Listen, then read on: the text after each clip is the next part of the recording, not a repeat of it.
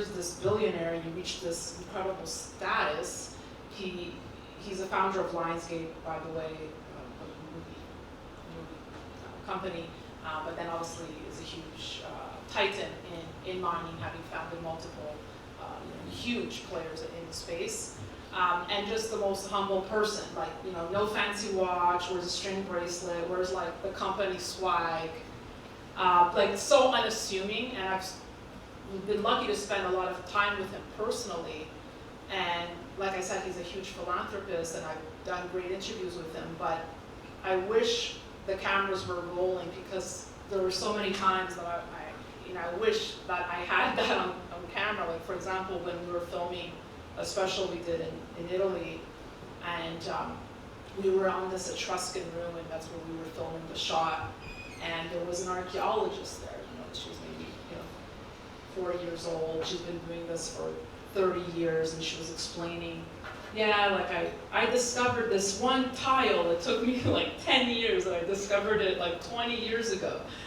And he said, so wait, you haven't had another discovery? And she said, well, we don't have enough funding to continue.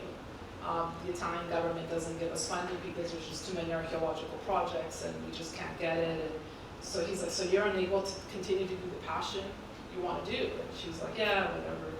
And he's like, well, how much would you really need to continue this project? And she said, I don't know, maybe whatever it was, 20,000, 30,000 euros. And he's like, don't worry, like, we'll take care of it, And her face, like, it was like, that moment, I remember asking him, like, Frank, like, you just changed this woman's life. Like, she was like, it was like she saw an angel. She was like, wait, I could continue to do the passion, what I love, I could find another tile.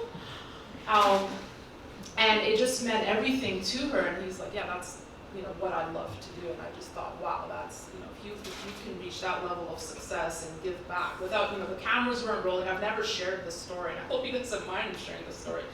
But it wasn't about that. It was just, no one would know about this, right?